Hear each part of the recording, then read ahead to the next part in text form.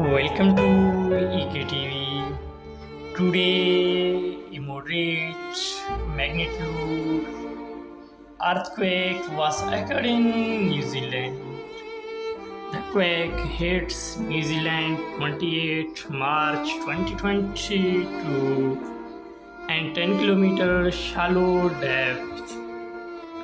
Geosciences of Australia is the first agency to report this quake with magnitude 5.1, and US Geological Survey also report this quake with the same magnitude.